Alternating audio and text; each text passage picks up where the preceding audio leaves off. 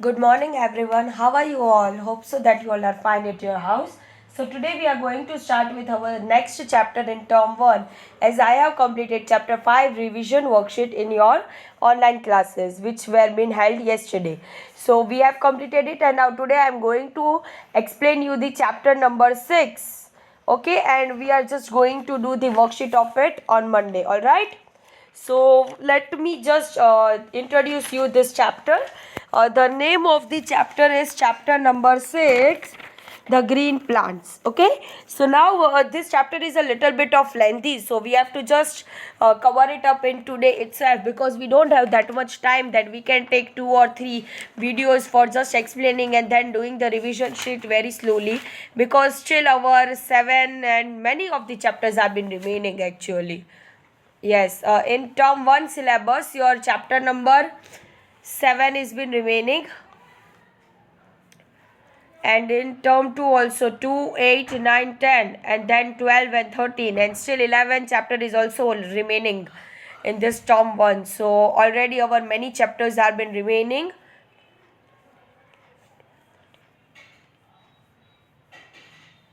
Approximately 7 to 8 chapters have been remaining, so we have to at least hurry up because we are not having that much time that we can do it very slowly.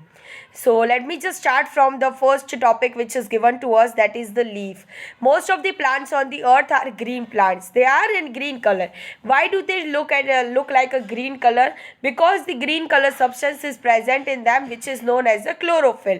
Chlorophyll has been present in their leaves, and there are different types of the leaves. You can just look at the figure which is given you on the right side of the page of your textbook, that there are the 5 different types of the leaves which are shown to you.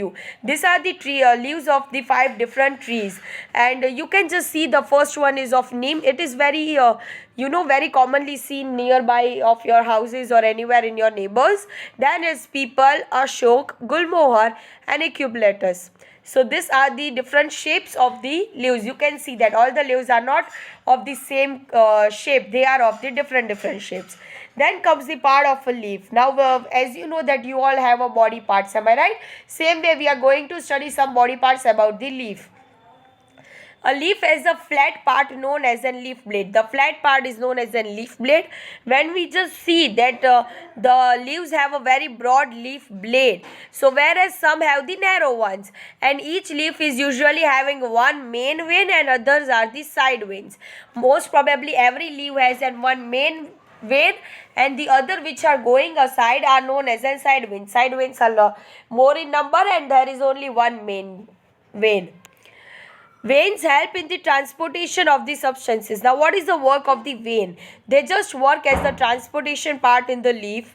It just transport water, minerals and prepared food from the leaf, and the inner side of the leaf, it contains the many smaller openings, tiny openings, and we call this tiny openings as the stomata. Okay, and stomata is for breathing, like it takes the air in and it just allows it to move out. All right. Then comes the function of the leaf. What are the functions of the leaf? What does the leaf do? Actually, the leaf of a plant makes food. As your mama makes food in your house, the same way the leaf also makes the food for the whole plant. Therefore, it is also known as the factory food of a plant. It is also known as a food factory. Like it is preparing a food, so it is known as a food factory of a plant. It helps a plant to let air in and out through the stomata. What does it do? It just helps in the breathing purpose, like it just let the air flow in and flow out with the help of the stomata. What are the stomata? Stomata is a tiny opening which are present in the leaf. Alright. Then comes the how does or you can say that how do leaf make food. We have learned that yes, leaf make food for the whole plant, but by what and by which process, and what is that process be known as, and what are the components that are required for making the food. Okay, so we will have a look over it. Green plants make their own food with the help of the chlorophyll present in the leaves. As we know that the chlorophyll is present in the leaf, and because of the chlorophyll the leaf is getting its green color, right? Then comes that the leaf. What does leaf do? Leaf uses light, water, carbon dioxide present in the air as a raw material to make the food. If your mother is making food, she also needs some or another raw material. So what are the raw materials for the leaf over here is the light, water, carbon dioxide, which are present in the air. These are the raw materials to make the food for a leaf. These raw materials are obtained through the process given below. How are these raw materials been obtained? Water is been absorbed by the roots and it's carried out with the stem to the leaves, because leaves is the ultimate thing where the food is been prepared.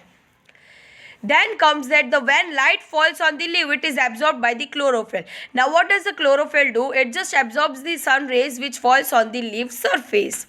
Carbon dioxide is taken through the stomata, so that they got the air, light and water. They got carbon dioxide, light and water. Then what they do is the food is being prepared and oxygen is being given out through the stomata. So now what is the function of the stomata? First it just collected what does it collected? Carbon dioxide, and now it is just giving out oxygen. The stomata performs the following important functions for the plant. It takes in and gives out the air, as we know that it is transporting the gases. They remove water vapor. What does it do? It removes the water vapor and oxygen after photosynthesis from the plants.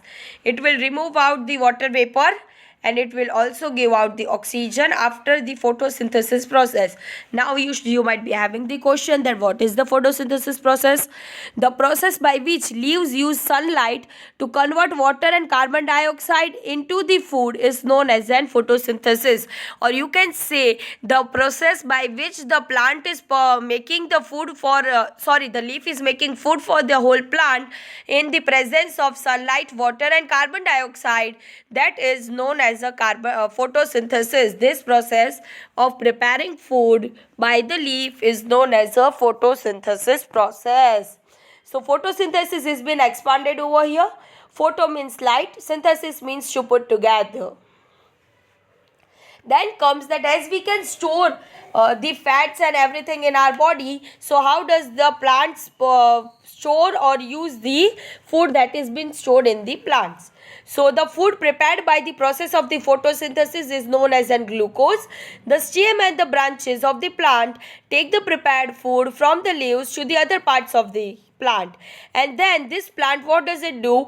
It just uses some of this food for the daily activities, and the extra food is being stored as a starch in the different parts. So what will it do? It will just store out the extra food which it contains, and it will store the extra food as the form of the starch. All right. The next topic is, which is given to us, is interdependence of plants and animals. How plants and animals are being dependent or interrelated to each other.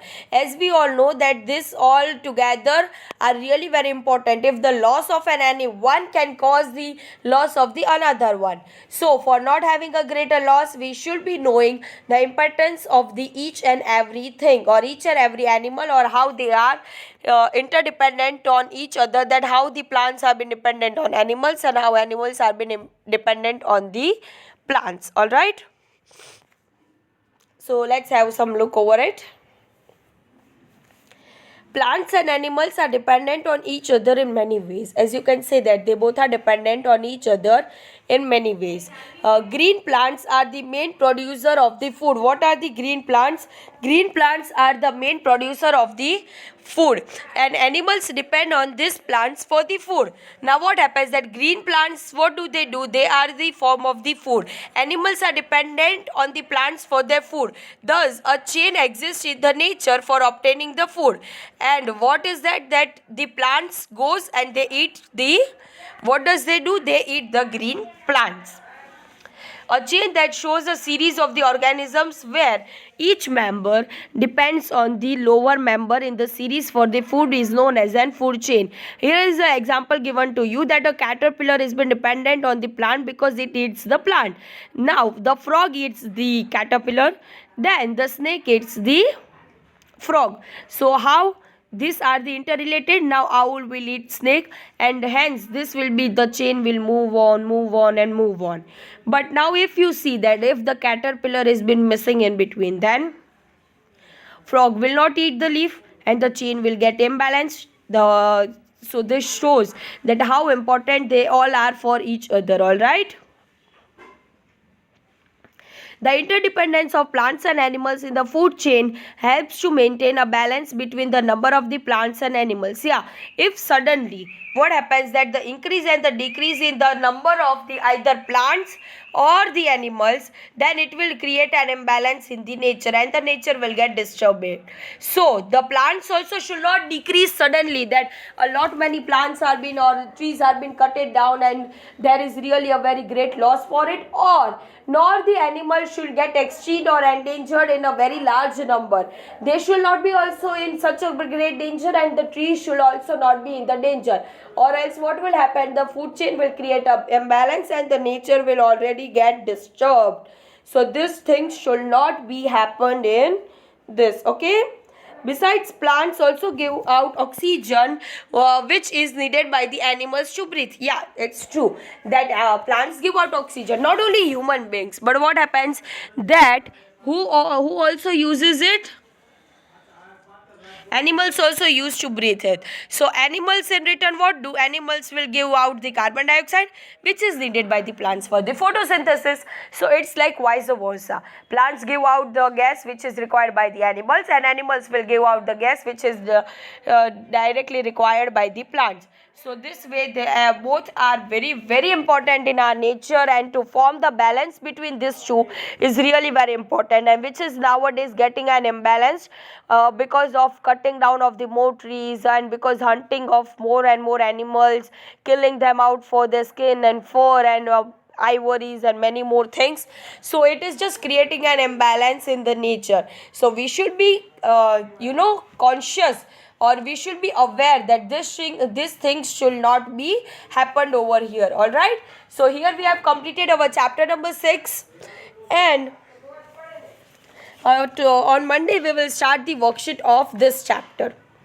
And secondly, one more thing I wanted to say, that if any one of you or in your any relative, if they wanted to change their school or if they wanted to take the admission, then I must say you for just taking your 1 minute extra, that very simply that New Era is having a very good and beautiful campus, as you all are over here, and you all also know that the teachers who are over here also teaches you very well. We also give you the best education in the Mumbai city. So I would recommend you to just recommend your relatives, your neighbors. If anyone wanted to take admission or wanted to change the school, then they should at least prefer for the New Era. The admission procedure in the New Era has been already started, so you can just suggest them, rather it's their own choice. And if you have any doubt, please make yourself free to ask.